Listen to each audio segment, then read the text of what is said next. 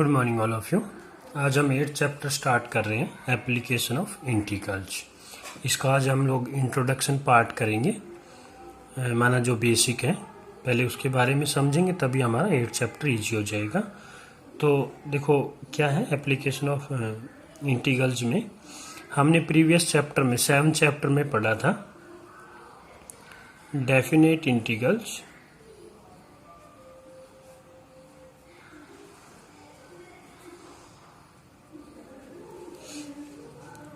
as the limit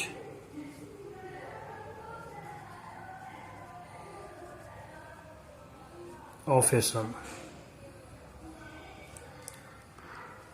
इसमें हम लोग क्या करते थे कि हम लोग लिमिट का यूज़ करते थे इंटीग्रल पार्ट में a to b, और कोई कर्व होता था और कोई स्ट्रिप ड्रा करके हम लोग उसका क्या था, हम लोग इंटीग्रल निकालते थे।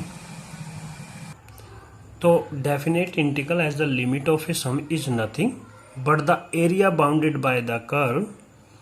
हम लोग कोई कर्व ड्रा करते थे ना, उसमें y is equal to F of X कोई फंक्शन होता था, द ऑर्डिनेट्स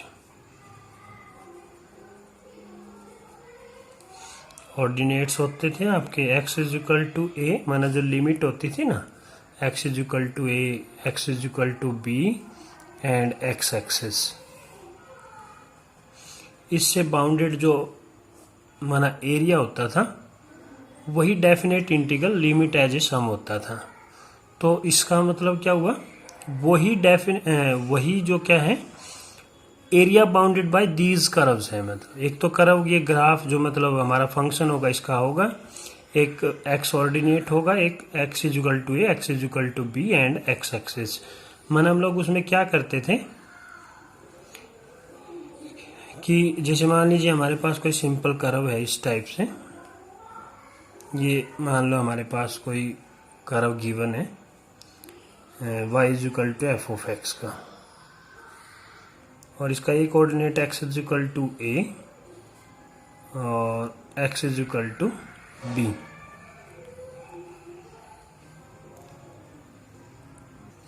तो इससे बाउंडेड एरिया क्या हो गया, ये वाला बाउंडेड एरिया हो गया।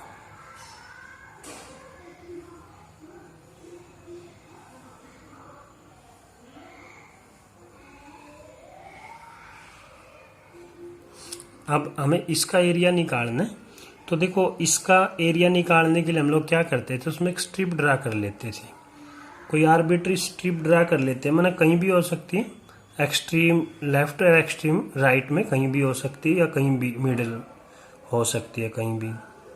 मान लीजिए हमने ये कोई स्ट्रिप ड्रा कर ली जिसकी विड्थ dx है और हाइट जो है y है। तो इस स्ट्रिप का एरिया को सपोज करो हम लोग ए से लिखते हैं, मान लीजिए। अब ये देखो पूरे कर्व जो बाउंडेड एरिया होगा वो हम लोग कैपिटल ए से डिनोट करेंगे।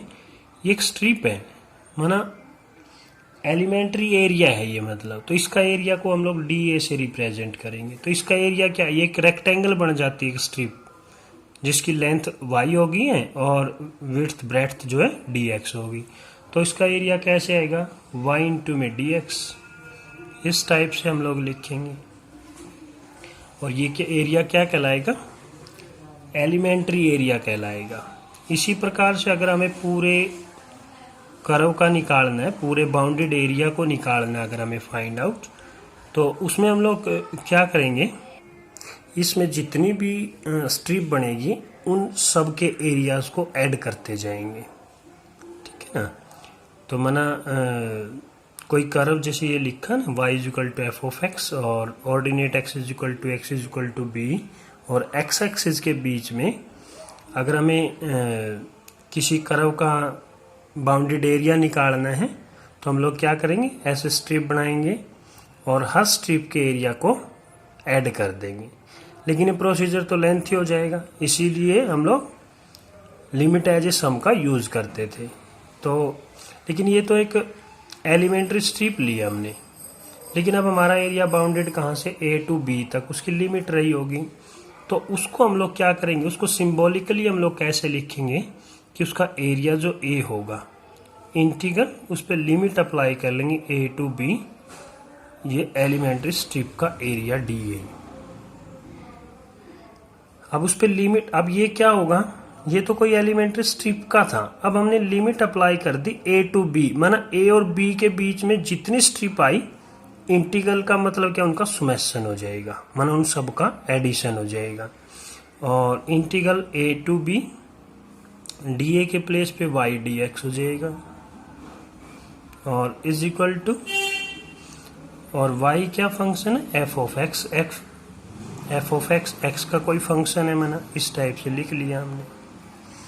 तो ये उस सिंपल कर्व का एरिया हम लोग फाइंड आउट कर सकते हैं।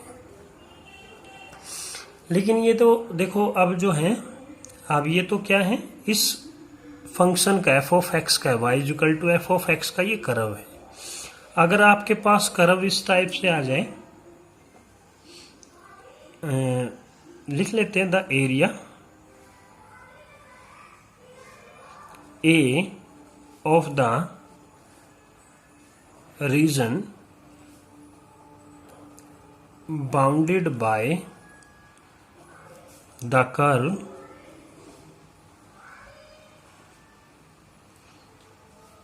अब देखो वो y is equal to F of X था, अब x is equal to G of Y, माना जो x फंक्शन है वो y में, y वेरिएबल में कोई फंक्शन है, और y axis and the lines y is equal to c, y is equal to d is given by, अब देखो अगर इस टाइप का फंक्शन होगा तो उसका एरिया हम लोग कैसे निकालेंगे। तो पहले तो देखो इसका हम लोग ये देखते हैं कि इसका ग्राफ कैसे ड्रा हुआ होगा। तो इसका ग्राफ देखो, सिंपल कर्व की बात करते हैं। सपोज करो ये आपका कोई कर्व है और ये किसका है, ये लाइन होगी आपकी y is equal to D की, और ये लाइन होगी y is equal to C की। ये कर्व हो गया x is equal to G of y का, ये कर्व। अब इससे बाउंडेड, और ये हो गया y एक्सिस, तो इससे बाउंडेड रीजन क्या होगा, ये बाउंडेड रीजन होगा। तो इसका एरिया निकालने के लिए हम लोग क्या करेंगे, अब हम लोग हॉरिजॉन्टल स्ट्रिप ड्रा करेंगे।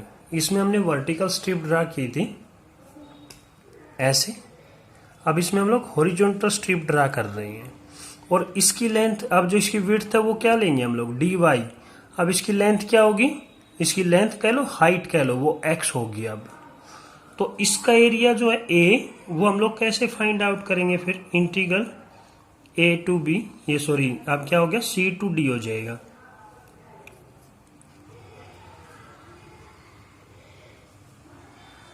सी to D X D X, और सी टू डी एक्स के प्लेस पे माना क्या, जी ऑफ वाई लिख सकते हैं हम लोग, इनटू में डी एक्स। सॉरी इसकी विड्थ जो है ना डी वाई है, तो यहाँ डी वाई आएगा। ये इस टाइप से हम लोग उससे बाउंडेड एरिया को निकाल सकते हैं। ये तो हमने किया है सिर्फ सिंपल कर्व का, अभी हमने देखा है। लेकिन देखो अगर कुछ कर्व ऐसे भी हो सकते हैं जो बिलो द एक्स एक्सिस भी आ सकता है उनका ग्राफ, और ठीक है ना, बिलो द एक्स एक्सिस या अबव द एक्स एक्सिस। और एक केस ऐसा हो सकता है कुछ पार्ट उसका बिलो द एक्स एक्सिस हो, कुछ part above the X axis हो। तो देखो उसका एरिया हम लोग कैसे निकालेंगे फिर। देखो जैसे मान लीजिए अगर if the position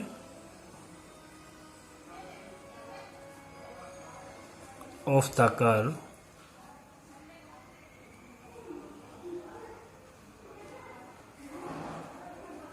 under consideration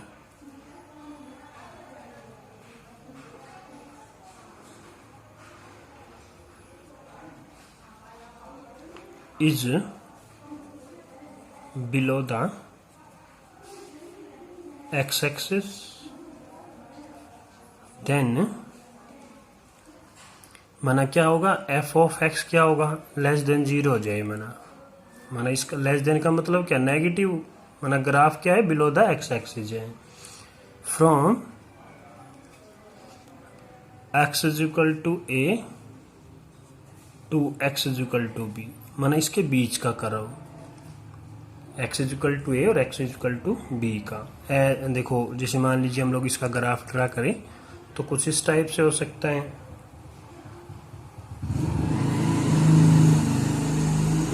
अब इसमें क्या है, कुछ क्या हो जाए, बिलो द एक्स एक्सिस, माना ग्राफ कुछ इस टाइप से हो जाए,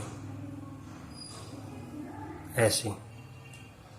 ये सपोज करो आपका जो है X is equal to A की लाइन है, ये X is equal to B की लाइन है। तो अब ये जो ये एक्स एक्सिस हो गया, ये कर्व हो गया आपका Y is equal to F of X, ये कर्व हो गया।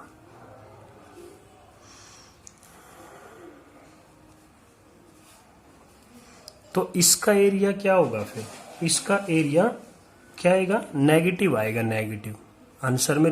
लेकिन जो है एरिया क्या होता है, न्यूमेरिकल वैल्यू होती है।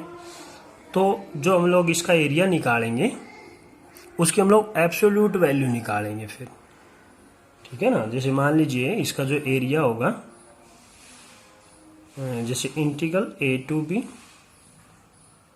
F of X D X, जो ये एरिया आएगा हम लोग उसका इंटीग्रल या सॉरी एब्सोल्यूट वैल्यू निकालेंगे हम लोग। क्यों, क्योंकि जो एरिया होता है वो क्या होता है, न्यूमेरिकल वैल्यू होती है, नेगेटिव तो वो कभी होता ही नहीं है। तो इसलिए उसको पॉजिटिव बनाने के लिए हम लोग उसकी एब्सोल्यूट वैल्यू ले लेते हैं।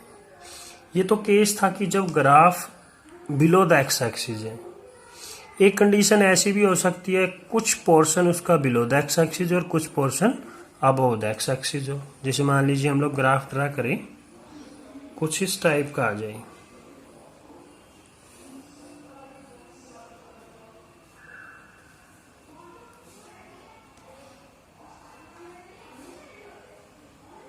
सपोज करो ऐसे आ जाए, ये जो लाइन है आपकी, ये x इज इक्वल टू ए,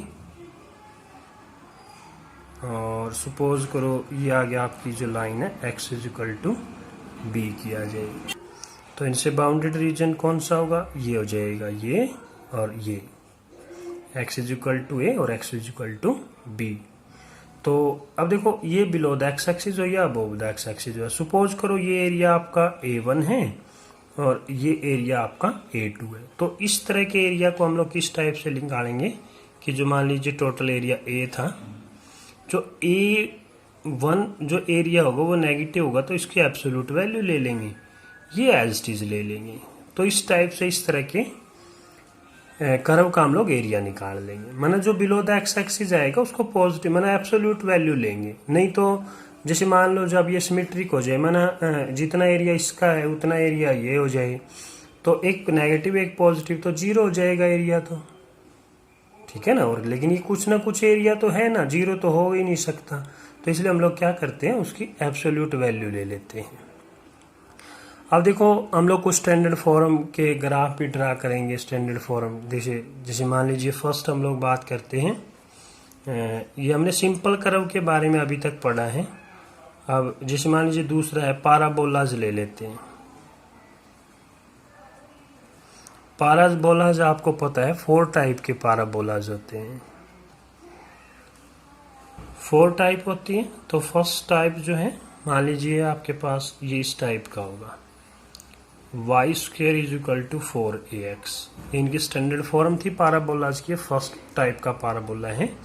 इसको क्या बोलते हैं, इसको बोलते हैं राइट हैंडेड पाराबोला।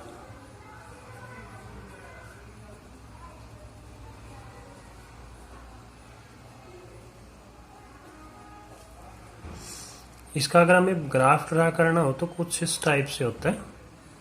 सभी का जो इस टाइप में दिए होंगे वो सभी माना उसी टाइप से उनका ग्राफ ड्रा होगा, सबका सिमिलरली होंगे, एक जैसे लगभग अप्रोक्सीमेटली।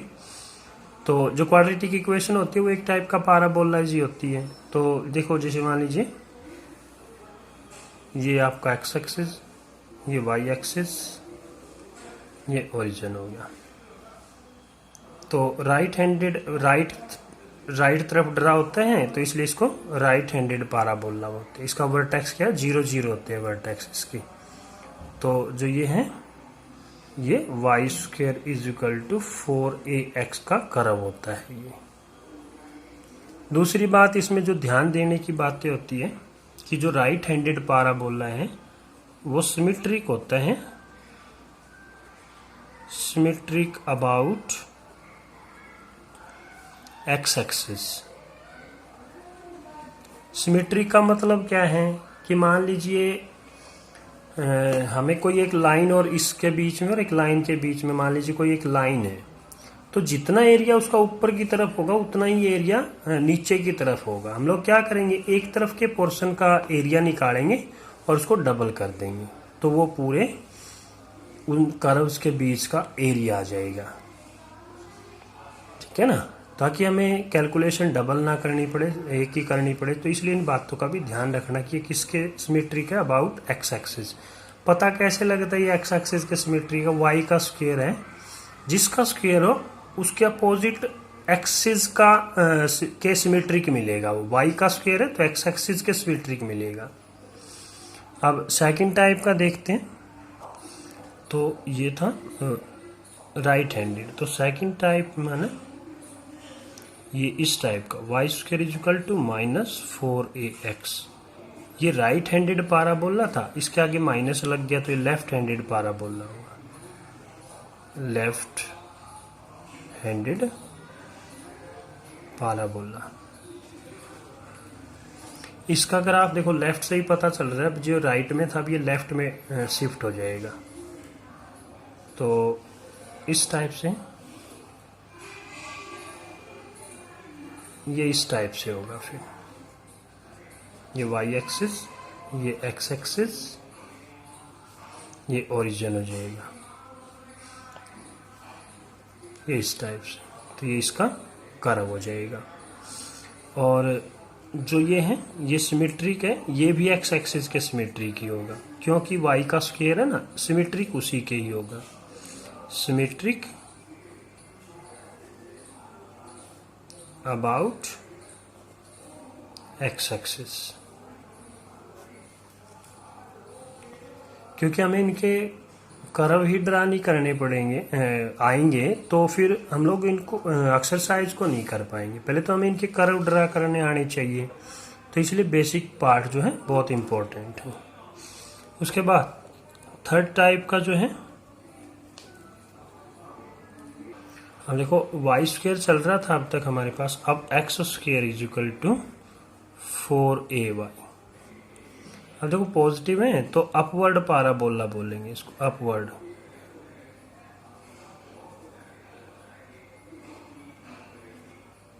माने इसका ग्राफ ड्रा करें तो कुछ इस टाइप का होगा। अपवर्ड माना क्या, ऊपर की तरफ होता है, अब वो एक्स एक्सिस माना, तो ये x² = 4ay का ग्राफ होगा, कर्व होगा। और ओरिजिन वर्टेक्स तो इनके सबके 0 0 ही होंगे, माना ये ओरिजिन है तो एक्स एक्सिस, ये वाई एक्सिस। अब ये ध्यान रखना, ये जो सिमेट्रिक होता है, अब देखो एक्स का स्क्वायर है तो किसके सिमेट्री मिले, वाई के, सिमेट्रिक अबाउट वाई एक्सिस। ये वाई एक्सिस के सिमेट्रिक मिलेगा। उसके बाद थर्ड टाइप के पाराबोला की, फोर्थ टाइप के पाराबोला की बात करते हैं हम लोग, x² = -4ay। ये अपवर्ड था तो ये अब क्या हो जाएगा, डाउनवर्ड हो जाएगा, डाउनवर्ड पाराबोला। तो उसका ग्राफ कैसे होगा, इस टाइप से उसका कर्व ड्रा करेंगे हम लोग। ये origin, X axis, Y axis, इस टाइप से हम लोग उसका पाराबोला का कर्व ड्रा करेंगे। ये भी है पता ही, x² है तो क्या होगा, सिमेट्रिक अबाउट वाई एक्सिस। तो ये भी वाई एक्सिस के सिमेट्रिक होगा। सिंपल सी कर्व है, मतलब जिनका ग्राफ हम लोग इजीली ड्रा कर सकते हैं। अब देखो हमने सिंपल कर्व का कर लिया, पाराबोलास का कर लिया। अब हम लोग देखते हैं आगे स्ट्रेट लाइन के बारे में पढ़ते हैं। तो थर्ड जो हम लोग पढ़ रहे हैं स्ट्रेट लाइन।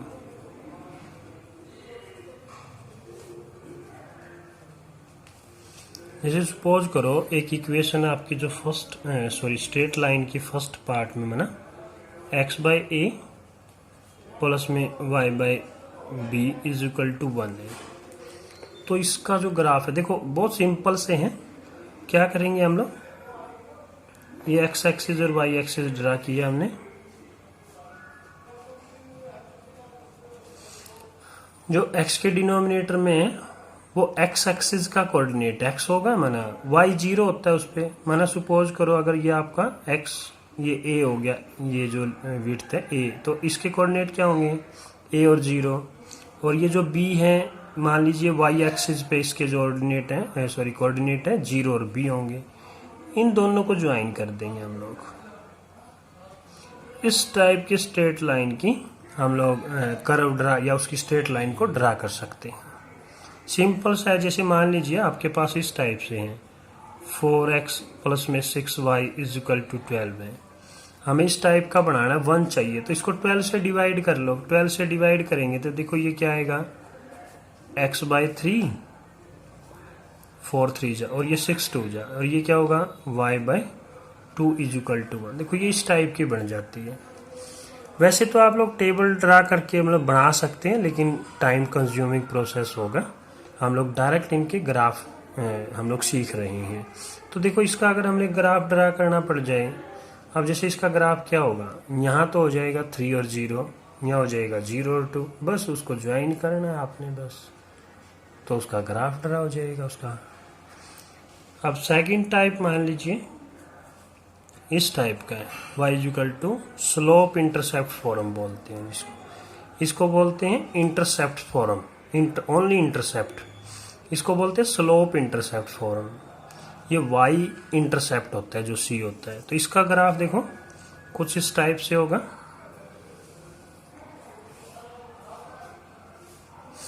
हमें इसके ऊपर ध्यान देना होता है कि अगर ये पॉजिटिव है तो वो जो लाइन है पॉजिटिव x एक्सिस के साथ एक्यूट एंगल बनाएगी। एक्यूट पॉजिटिव x एक्सिस के साथ एक्यूट एंगल बनाएगी। एक्यूट देखो अगर हम लोग ऐसे ड्रा करें तो पॉजिटिव x एक्सिस के साथ ऑब्ट्यूस हो जाए।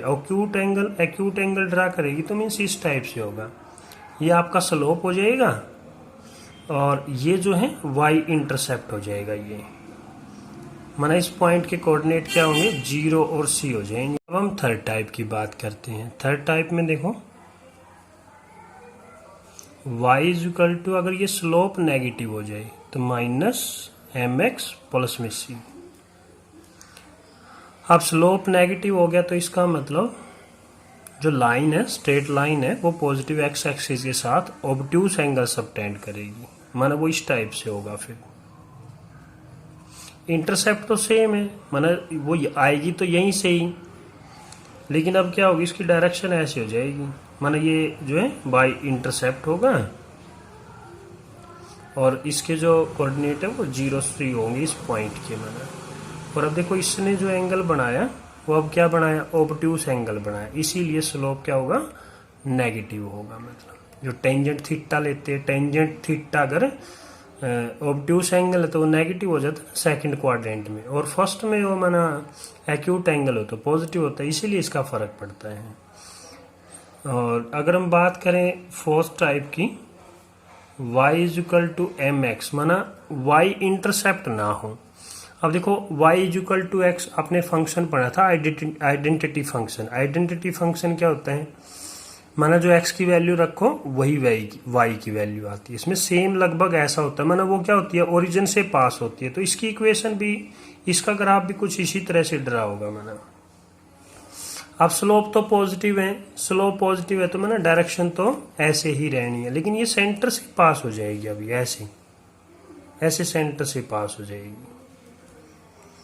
ये y is equal to mx होगा, मतलब ये जो लाइन होगी ये ओरिजिन है ये एक्स एक्सिस है, ये वाई एक्स। इस टाइप से उसके हम लोग एक ग्राफ ड्रा कर सकते हैं। फिफ्थ टाइप की अगर हम लोग बात करें, अगर मान लीजिए स्लोप नेगेटिव हो जाए, तो समझ में आ ही गया होगा भाई कैसे ड्रा होगा।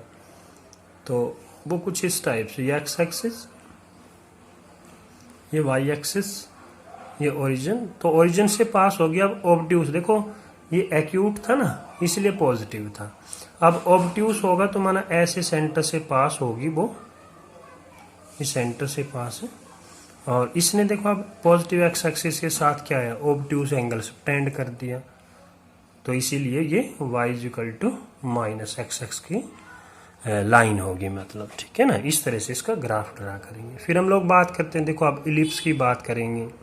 हमने सिंपल कर्व का किया, पाराबोला का किया, स्ट्रेट लाइन का किया। अब हम लोग इलिप्स के बारे में पढ़ते हैं। इलिप्स आपको पता ही, 11th क्लास में सब कुछ ये बेसिक आ चुके हैं। इलिप्स 2 टाइप के होते हैं। एक इलिप्स जिसका मेजर एक्स एक्सिस होता है और एक जिसका मेजर एक्सिस वाई एक्सिस होता है। तो एक इक्वेशन तो माना फर्स्ट टाइप का जो होता है वो इस टाइप में इक्वेशन लिखते हैं हम लोग, X square by A square plus में Y square by B square is equal to 1। अगर if A is greater than B, then अगर ए की वैल्यू ग्रेटर देन बी है तो जो इलिप्स होगा उसका जो मेजर एक्सिस है वो एक्स एक्सिस होगा। Then major axis is X axis. माना उसका ग्राफ अब हम लोग ड्रा करें। देखो मेजर एक्सिस की बात हो रही है, तो मेजर एक्सिस कौन सा, एक्स एक्सिस है। एक्स एक्सिस ये उसका मेजर है। मेजर माना क्या है, बड़ा होता है बस। माना देखो इस टाइप से तो लेंथ इधर से एक्स एक्सिस पे ज्यादा होगी, वाई एक्सिस पे कम होगी, ठीक है ना। इसको तो क्या बोलते हैं, जीरो, ए और जीरो, माना जो इस पॉइंट के कोऑर्डिनेट हैं। और इसको क्या बोलते हैं, जीरो और बी, ये ओरिजिन होता है आपका माना। लेकिन इसमें भी एक बात आपको ध्यान रखनी है कि जो जिसका मेजर एक्स एक्सिस होता है वो सिमेट्रिक अबाउट बोथ एक्सिस। वो दोनों एक्सिस के क्या होगा, सिमेट्रिक होगा। देखो हमने कहा था ना, अगर एक्स का स्क्वायर हो तो वाई के सिमेट्रिक होता है, वाई का स्क्वायर हो तो एक्स के। इसमें दोनों का स्क्वायर, एक्स का भी और वाई का भी, तो इसलिए दोनों के सिमेट्रिक होगा। मीन्स क्या, जितना एरिया इसका होगा उतना ये इसका, उतना इसका, उतना ही इसका। मीन्स एक का एरिया निकालेंगे 4 से मल्टीप्लाई किया तो पूरे इलिप्स का बाउंडेड एरिया आ जाता है। अब जो सेकंड टाइप है, देखो सेकंड टाइप में इक्वेशन क्या होगी, एक्स स्क्वायर। इक्वेशन में देखने से पता नहीं लगेगा ये क्या है, देखो सेम है, मतलब सेम है, लेकिन यहाँ पे कंडीशन में चेंज होता है। If A is less than B या B is greater than A की बात है, देन अब देखो जो इसकी मेजर एक्सिस है, then major axis is Y axis हो जाएगी। अब if A less than B हो जाए तो माना, अब देखो मेजर एक्सिस वाई एक्सिस बनी है तो इसका कर्व जो है हम लोग ड्रा करेंगे। ये ओरिजिन हो गया, ये एक्स एक्सिस, अब ये वाई एक्सिस। अब मेजर एक्सिस क्या है, वाई एक्सिस है, तो इसका जो कर्व है वो इस टाइप से ड्रा होगा। कोऑर्डिनेट तो वही होंगे माना इनके पॉइंट के, माना A0, ठीक है ना, इस टाइप से होंगे माना। ये ओरिजिन हो गया, ओरिजिन 0 0 ही होता है, तो इस टाइप से होगा। देखो इसमें भी एक्स का स्क्वायर वाई का स्क्वायर है, तो ये भी सिमेट्रिक अबाउट बोथ एक्सिस। ये भी दोनों एक्सिस के सिमेट्रिक होता है माना। इसका भी माना अगर एक का एरिया निकाला तो 4 से मल्टीप्लाई करके पूरे इलिप्स का हम लोग एरिया निकाल सकते हैं। अब हम बात करते हैं सर्कल के बारे में। तो दो सर्कल की जो इक्वेशन है, मान लो इस टाइप से अगर आपके पास x माइनस एच का whole square, y minus K का whole square is equal to R square. तो यहाँ पे जो एच के हैं एच एंड के वो क्या है, वो इसका सेंटर होता है सर्कल का, और आर क्या होगी, वो रेडियस होगी। तो ये सर्कल कैसे ड्रा होगा, इस टाइप से ड्रा होगा मैंने।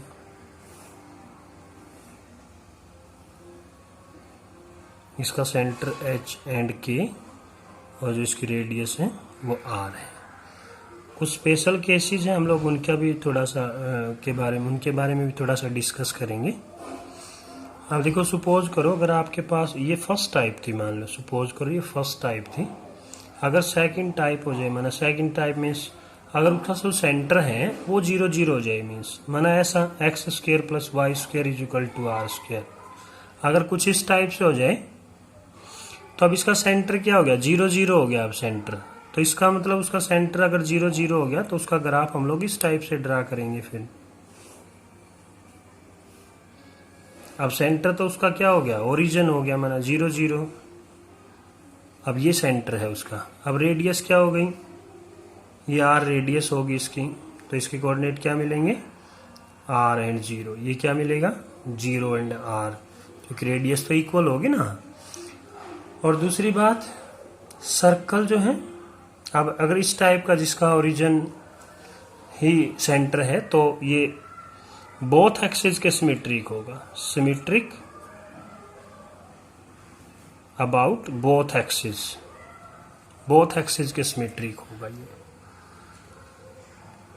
देखो थर्ड केस के बारे में बात करें, अगर हम लोग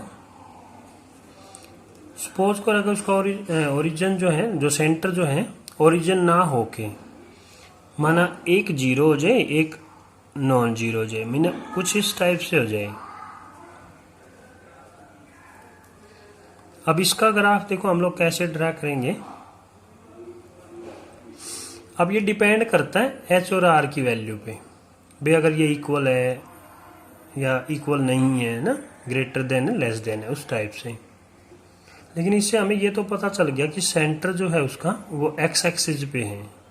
तो माना इसका अगर हम लोग ग्राफ ड्रा करें और कंडीशन लें कि एच और आर इक्वल हो जाएं, तो देखो इसका ग्राफ कैसे ड्रा करेंगे हम लोग, इस टाइप से ड्रा करें। माना ये क्या है, वाई एक्सिस को टच करते हुए ड्रा होगा, फिर कुछ इस टाइप से।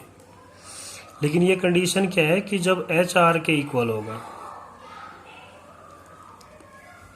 क्योंकि देखो इसका सेंटर क्या हो गया, अब h और 0 हो गया, सेंटर h और 0। तो अब रेडियस क्या होगी इसकी, इसको ये टच कर रहे हैं और ये r हो गई, तो इसका मतलब क्या हुआ, h और r इक्वल रहे होंगे, ठीक है ना। माना यहाँ से तो हमें ये नजर आता है कि भाई h और r कुछ अलग अलग, वो तो वहां तो वैल्यू मिलेगी तो हमें पता लग जाएगा, जब हम लोग क्वेश्चन करेंगे तो ये बातें और भी क्लियर हो जाएगी, ठीक है ना। इस टाइप से, या एक टाइप इस टाइप से हो सकती है आपके पास कि x² प्लस में अब y माइनस के ऐसा हो जाए r²। फिर हम लोग इसका ग्राफ देखो कैसे ड्रा करेंगे। अगर अब ये इक्वल हो जाए तो if y is equal to k is equal to r हो जाए, तो इसका ग्राफ देखो, अब ये क्या था, x एक्सिस पे था, अब इसका जो सेंटर है वो कहाँ चला गया, y एक्सिस पे चला गया। अब वो कुछ इस टाइप से होगा। माना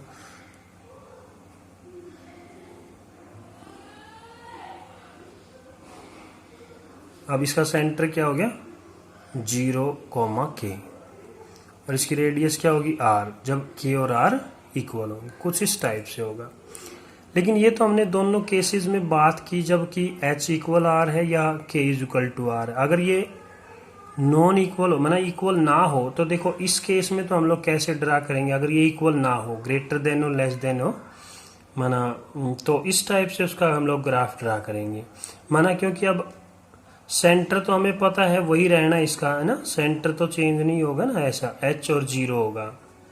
अगर ये इक्वल नहीं है तो क्या है, इसकी रेडियस अलग हो जाएगी। अब इसकी रेडियस जो है वो तो ये है, और h क्या है, सेंटर से जो लेंथ है ना, ओरिजिन से जो डिस्टेंस है वो इसका h होगा, मतलब, ठीक है ना। उसका ग्राफ इस टाइप से ड्रा होगा। और इस केस में क्या होगा, इस केस में फिर इस तरह से ड्रा होगा। अगर के और आर इक्वल ना हो तो फिर वो उसका सेंटर तो वाई एक्सिस पे होगा, लेकिन वो एक्स एक्सिस को टच नहीं करेगा। जैसे वाई एक्सिस को टच नहीं किया था, ये इसको टच नहीं करेगा माना। और इसका सेंटर तो क्या होगा, वही 0 और के होगा माना, इस टाइप से। लेकिन रेडियस उसकी अब क्या होगी, यहाँ से यहाँ तक, क्योंकि रेडियस तो यही होगी, ये आर होगी। लेकिन अब जो ये है, ये ओरिजिन से होगा के, फिर ये, क्योंकि एच और सॉरी आर और के इक्वल नहीं है इस केस में। तो फिर हम लोग उसको इस तरह से ड्रा करते हैं। अब एक छोटा सा पॉइंट रह गया, मॉडुलस फंक्शन को और देख लेते हैं। Modulus function F of X is equal to modulus function, ये इस टाइप का। तो इसका ग्राफ हमें पता ही है डायरेक्ट कैसे ड्रा होता है, इस टाइप से इसका ग्राफ ड्रा होता है। ये वाई एक्सिस, ये एक्स एक्सिस, ये ओरिजिन होगा। अगर ये ग्राफ, अगर इस फंक्शन अगर इस टाइप से होता माइनस मॉडुलस ऑफ एक्स, तो नेचुरल सी बात है डायरेक्शन चेंज होगी है ना, माना कुछ इस टाइप से और ड्रा होगा फिर वो, क्योंकि इसकी जो रेंज है वो सारे नेगेटिव आएगी, माना सारे नेगेटिव रियल नंबर, तो इसलिए डायरेक्शन ऐसे चेंज होगी। ये वाई एक्सिस, ये आपका एक्स एक्सिस, ये ओरिजिन, ठीक है ना। तो इनके हमें ग्राफ ड्रा करने आनी चाहिए, तो हम लोग इजीली 8th चैप्टर को कर पाएंगे।